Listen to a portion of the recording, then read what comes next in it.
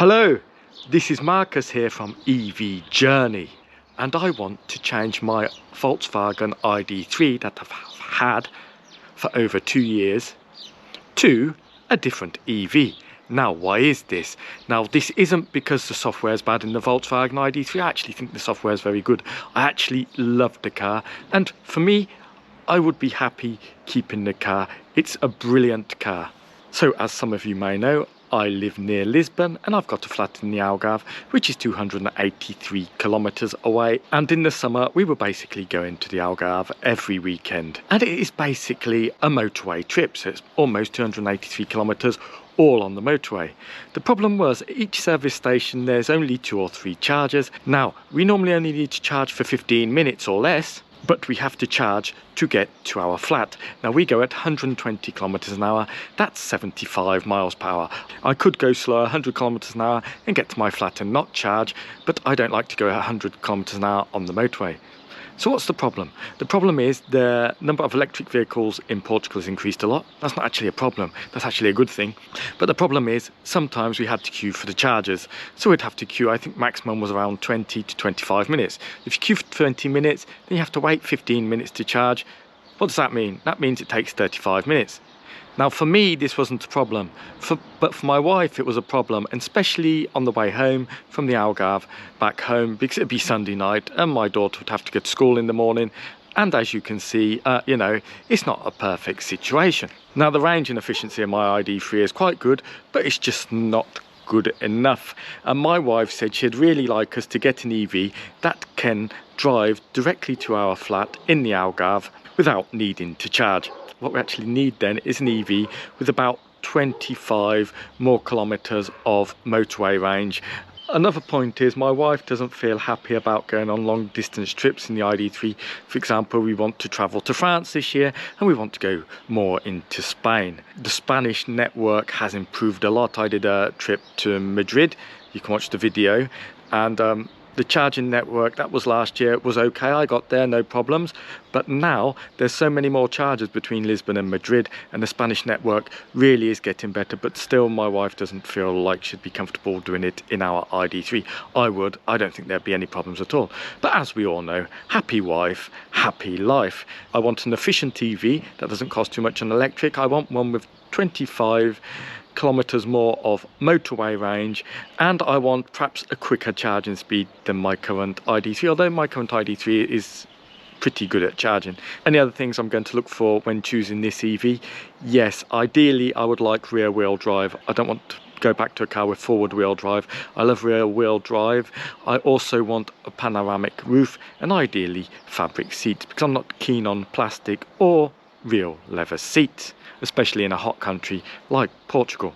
So let's get going. Let's have a look at some cars, why I didn't consider them, and cars I did consider. So we're going to start the list with cars I didn't consider and the reasons why. Now remember, I'm in Portugal, and these are the prices of Portugal. In Germany or the UK, it may be completely different, and Portugal is a bit special when it comes to buying an EV. So let's just have a quick look at my ID3, which is the 58 kilowatt hour version. Now, the first thing we're going to look at is the range test. Now, I'm getting all this data from Bjorn Nyland. So for the 120 kilometer hour range test, he gets 271 kilometers, and he did it at 12 Celsius. Now, this is, I would conclude this is more or less exactly what I'm getting, so that's good, but it's not enough to get to the Algarve. So second thing we're going to look at is the Algarve trip. Now, I did this in a Better Route Planner, so you can choose the car in the Better Route Planner, and because I normally go in the summer, chose a temperature of 25 Celsius. So this trip in a Better Route Planner is telling me that I will need to charge in the ID3, my ID3, for 5 minutes. I think it's probably more like 10 minutes, and you will arrive with 12% battery. Normally I arrive with 20% battery, but normally I charge to 10 to 15 minutes, so it's probably correct. It seems to be highly accurate. Now, the problem with the ID3 mine in Portugal is the price has gone crazy. For more or less the base model, it's costing almost 45,000 euros.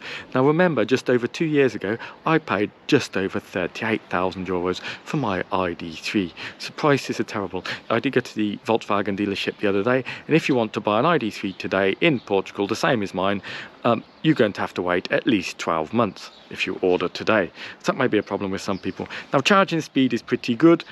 31 minutes here from 10% to 80%, and the efficiency is 205. It does a 1,000 kilometer test in 10 hours and 45 minutes. I would prefer that to be a bit quicker, to be honest. Yeah, it's not bad, but it's not amazing. Now, the next car I really would like is the ID3 with a bigger battery, a 77 kilowatt hour battery. Now, that does a 1,000 kilometer test in 10 hours and 20 minutes, and it can easily do to my flat in the Algarve, and we will arrive with 26% according to our better route planner, and we don't have to charge it. So just amazing. Bjorn Nieland's 120 kilometer range, it gives it at 297 kilometers, but we've got a problem. We've got a big problem, and this is why I'm going to exclude this car. You cannot order this car in Portugal. I went to the dealer, you just can't order it. It's not available. Now, I went to the German website, and the price of this car has gone crazy. I can remember when this car was on sale in Portugal for about 48,000 euros. Now in Germany, it's 56,500 euros, which is absolute ridiculous price for this car. Also, it's a 4-seater. I thought they were meant to be bringing out the 5-seater version of this car. So it's 4-seater. The price has gone crazy. Who's going to pay that much price for an ID3? I'm sorry, it's just too much for an ID3. So this car is being excluded. So the next car I would like is the Ioniq 5. Now, the Ioniq 5, it did the 1,000 kilometer test in 10 hours and 25. That's not quite as good as the ID3 long range, but that's quite good. And apparently it can do my house to the Algarve, according to a better route planner, and will arrive with 17% charge. Bjorn Nieland got 289 kilometers of range, which is not good actually, at 120 kilometers an hour. It's not good. And the starting price of this car in Portugal is 58,000 euros. And I'm really looking for a car under 50,000 euros. So we're just going to exclude this one. The next one is the EV6, the Kia EV6. It's very similar to the Ioniq 5. So that's a bit quicker at doing the 1,000 kilometer range test, 10 hours and 10 minutes. It can do my trip to the Algarve and can arrive there with 21% battery without charging. Now, what's the problem with this car? The first problem is the price. So the short range version starts at 58,000 euros, more or less. They don't advertise the price on the website, and the long range version, which I want, starts at 62,000 euros in Portugal. Absolutely, these prices are far too high. That's why it's excluded. But that's not the only reason it's excluded. I went to the Kia dealership, and they told me if I order this car today in Portugal, it's going to take 24 months to come. So by the time you get your car, it's going to be out of date, and there's probably going to be better EVs available. So it's just not a serious proposition in Portugal, perhaps somewhere else. Now, I think a car my wife would really like, because she's French, is the Megene E. First of all, it did the 1,000 kilometer challenge in 11 hours and 15 minutes, and that's worse than my ID3. And I'm not going to get a car that's worse than my ID3. Similar pricing to ID3, 44,750, but obviously you can add extras and stuff like the ID3.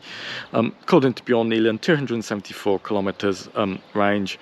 Charging speeds about the same as the ID3, 30 minutes. But generally, it's worse than my ID3, so I'm not going to get the Renault Megane E. Let's look at another couple of cars which are hatchbacks, and our family quite likes hatchbacks or saloons, and the first one is the MG4. Now, MG have now started selling cars in Portugal, and the MG4 looks very similar to the ID3. So we don't have any tests from Bjorn Nieland, and according to a better route planner, it's going to need to charge for 9 minutes, and I'll arrive in the Algarve with 11% on my Algarve trip. Now, that's worse than my ID3, so that's excluded. The price is quite attractive. So I looked at the comfort model, which has 135 DC charging, and it's going to take about 34 minutes to charge the car to 80%, a bit slower than my ID3, but more or less the same. And the price is 37,590 euros. This is definitely the cheapest car on the list. There's an even cheaper one, but that has less than 135 DC. I think that starts at 33,000, but then it doesn't have such a high DC charging. But I haven't got efficiency, I haven't got range, because they haven't been done yet, so we exclude that car. The next car I'm going to exclude is the Smartone. Again, we don't have any tests about it or anything. It's coming out very soon. I think it's going to be very similar to my ID3 in terms of range and efficiency and everything. But the price is very attractive. So the starting price for that car is €40,950. It's a bit cheaper than an ID3, but personally, now I'm not going to get any car until I've seen Bjorn Neeland doing this test for it. And they've got a very, very quick Brabus version of it, which is €48,450. I think that's just got some insane acceleration. So that may be a car you consider, but for me, I'm going to exclude it because I just can't see it having much better range than my ID3. The next car we're going to exclude is the Kia Niro EV, the latest version. So it did the 1,000 kilometer test in 11 hours and 10 minutes. The price in Portugal is around €44,000. So that was slower than the ID3. Why is it slower? Because the charging time is extremely slow, 41 minutes. I think it only charges to around 75 kilowatts. I don't know why such a new modern car, it's only been out a few months, has such a slow charging speed. It's bizarre. Its range is 288 kilometers according to Bjorn Neeland. And on the Algarve trip, I'd have to charge for 8 minutes and arrive with 13%. So really, it's just not good enough. The next car I'm going to exclude is the Tesla Model Y, and that's the standard range version. Now the price is very good, €46,990. The problem is, on the trip to the Algarve, it will have to stop for 6 minutes to be charged, and it will arrive in the Algarve with 28% battery. Now we don't have any 1,000 kilometer challenge from Bjorn Neeland, a 120 kilometer hour test. The charging time is very good though, at 25 minutes to 80%. Now the next car I'm going to exclude is the car I think is fabulous. I think out of all the cars I'm going to show you today, this is the most beautiful. This is the Ioniq 6. There's a lower battery version and a higher battery version. So the lower battery version is about 60 kilowatt hours, and my friend in Germany managed to order that for €42,000 more or less in Germany, which is very good, and he will get that in 12 months time. Now this car has got a very low CD level, so I'm pretty sure it should be able to do the trip to the Algarve without needing to be charged. It's an absolutely beautiful car. I love it. The problem is, I went to the Hyundai dealer in Portugal and they said they have no idea when the Ioniq 6 is coming to Portugal. They told me it's definitely going to be higher price than the Ioniq 5. That's not the case in Germany. They're around the same price. And I doubt the short range version is coming to Portugal, because the short range version, for example, is not going to the UK, but it's only going to Germany or perhaps some other markets. But I don't know, perhaps if it ever does come to Portugal, we're looking at a 1 or 2 years time. So no, so unfortunately that car is off my list. All the cars I've showed you so far are all cars I would consider. I think they're all great EVs, so if you want to buy any of them, buy the ones that you want. Let's go on to the first car we could actually consider buying. So that is the Volkswagen ID5. Slightly outside my price range of 50,000, but if the car's good enough, then we could increase our price range a little bit. It's 51,585 euros. I think the ID4, which is basically an identical car, is slightly cheaper, but the ID5 looks more like a coupe, and it just looks a little bit better than the ID4. Now I actually went for a test drive in this car. How did it compare to the ID3? So seats are more comfortable, the ride is more soft, the ID3 is more sporty ride, and it's not got such quick acceleration, which I quite like in the ID3. But everything ticks a box. It's got fabric seats. It could have a panoramic roof, I think, but you have to pay more for that. It really does tick all the boxes, and let's see why. Because on a 1,000 kilometer range test, it only takes 10 hours, exactly 10 hours, which is 45 minutes quicker than my ID3. To get to the Algarve, I'm going to arrive with 21% charge, with no charging stops, 120 kilometer hour test. It did 334 kilometers of range. Efficiency is okay at 220, and charging speed is 33 minutes to 80%. But the battery is much bigger than my ID3. So what's the problem with this car? It's the base model, and it really doesn't come with much. The next thing is, it's kind of SUV shaped. I think it's ugly, my wife thinks it's ugly, my daughter thinks it's ugly. It's just far too big for us. We don't need an SUV type car. So that's why I'm excluding this one, even though it almost ticks all of the boxes. So now we come on to the next car. So I was researching this video, writing everything down, and last week, and on Friday I received an email from Tesla. The price of the Model 3 basically in Portugal has dropped 10,000 euros. So it was almost 55,000 euros in Portugal, and now the standard range model has gone down to €44,990. That is unbelievable, the amount of the price drop. So this car is definitely to be considered. Let's have a look.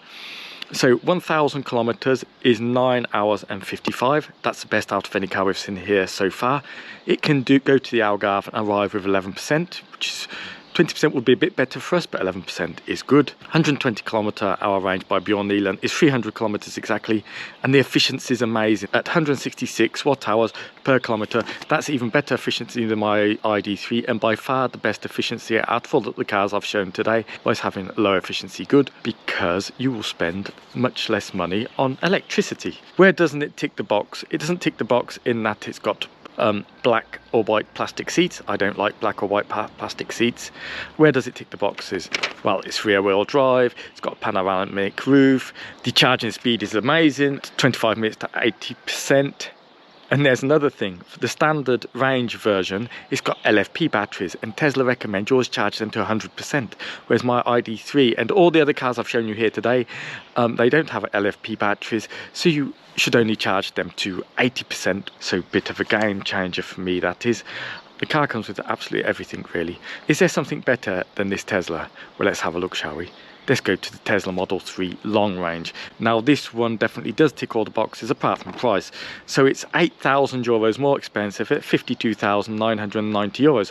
What do you get for that? You get quick acceleration speed, you get four-wheel drive instead of rear-wheel drive, and the 1,000 kilometer range test is done in 9 hours and 20 minutes. I mean, you couldn't get much better than that in a petrol car, to be honest.